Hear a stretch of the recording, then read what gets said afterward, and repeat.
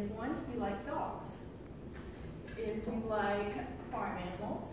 If you like photography, hiking, cooking, sewing. At this point, most of y'all have your hand raised. So you all would make great 4-H volunteers.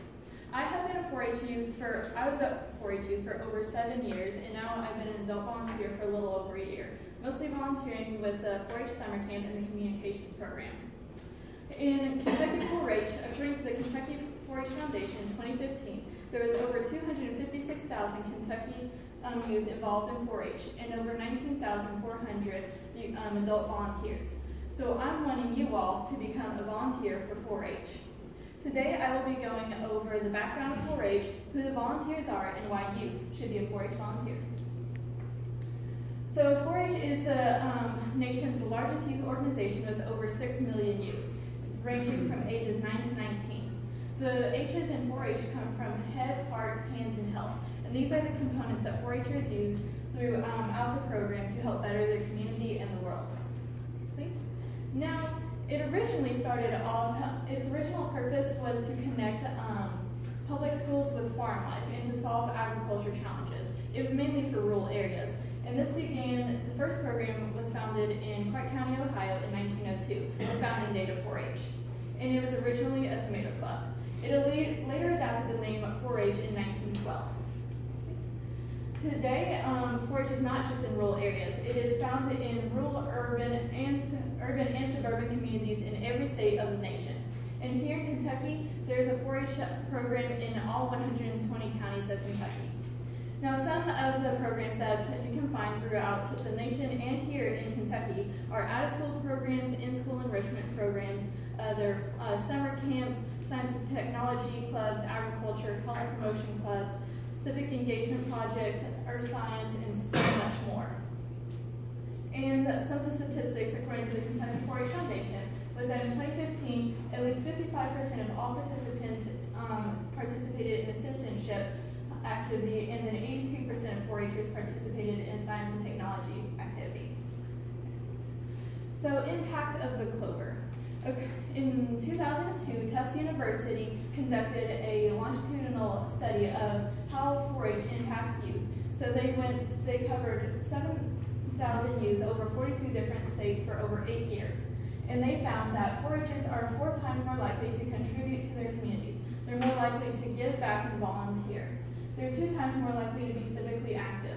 They want to be engaged in the world around them and be well-informed citizens of their community and the world.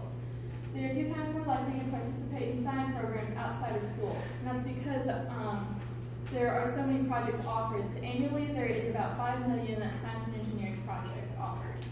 And they also are 2 times more likely to make healthier choices. And once again, there are about 2.5 million annual projects that help, that 4-Hers lead in their communities to help for deciding better food choices and physical activity. Next, please. So that is why, that is some of the basics of what 4-H is and why it's such a great program and what it does. But now I'm going to talk about who the volunteers are that help back up all these youth. The volunteers are men and women who are 18 years or older. They have a particular set of skills or want to learn a set of skills that they want to teach to the youth of their community. Next, please. Some of the project areas you can work with are 1, the dog club. That's my personal favorite. In the dog club, you will teach kids to train their dogs in 4 different disciplines: obedience, showmanship. Showmanship is if you've ever watched Westminster Dog Show. Agility, which is like an obstacle course, and rally. And so you'll take your kids to different county shows and they'll get to compete with their dogs, and then there's a state fair, and that's really fun. There's also like a robotics club. This is my group of campers at 4-H camp last year, and so there are 9 to 11-year-olds in that picture, and that was after a muddy game of Gaga Ball, which was super fun. Next, please. You can also volunteer with the livestock program. This is my county at the state fair, and then there's the shooting sports, and there's so many more. Like I said before, there's hiking, there's fishing, there's arts and crafts, photography, leadership, communication, everything you can think of. And the best part is, if you go to your county and there's not a club that you want to be part of there, you can create your own club. Just talk to your extension agent, find some members, and you can start a club yourself.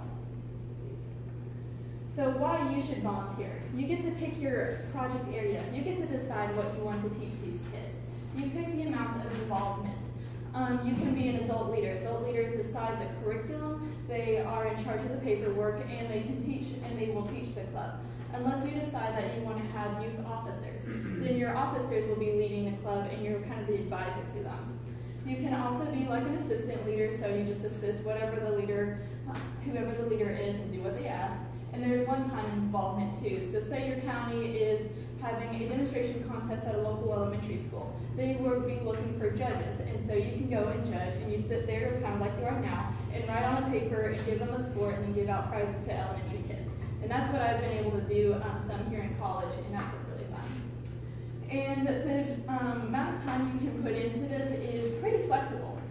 You can go to one-time events, like I said, for judging competitions, or you can do year-round clubs. Like the dog club meets once a week all year round, but then there are other clubs that meet once a month and other clubs that meet every few months. So it's very flexible, and if you're an adult leader, you get to decide when you want to meet. Next, please. Also, you'll make an impact on your community. You're not only providing youth of your community an opportunity to learn new skill and grow as a person, but you're also a role model to these kids. And especially being a youth who, I was in the program since I was about 10 years old, and I had role models in 4-H. And as I got older and was one of the oldest kids in 4-H and now an adult volunteer, I can see how I made an impact on these kids' lives. And it's a really fun feeling to have all these kids who just love you and they want to be like you. And so it's a little bit of a responsibility having it that way, but it's very rewarding. And then you'll most likely learn some new skills yourself. And these skills are great in the job world because you're going to be learning leadership skills. You're going to be teaching these kids. You're going to be learning communication skills. You're going to be learning people skills. If you're doing fundraisers, you're going to have to talk to business owners. You're going to be talking to the extension agent, parents, all this stuff. It'll be great people skills. And time management. That's a big one. And of course, whatever a 9-year-old decides to tell you, you'll learn a lot of information from little kids.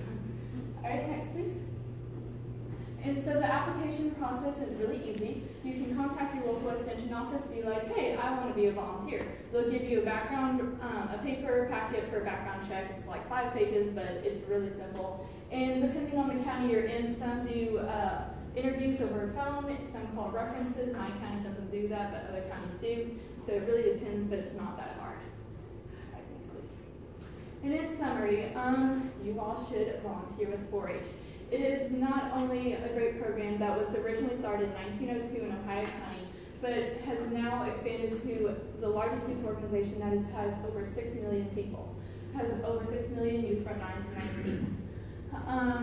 It offers so many opportunities to the youth of America to learn new skills, and you should volunteer because you won't only be providing this opportunity for the kids, but you'll also have a chance to make an impact in their life. And as Mother Teresa said, what we do is only a drop in the ocean, but if we didn't do it, it'd be 1 drop less.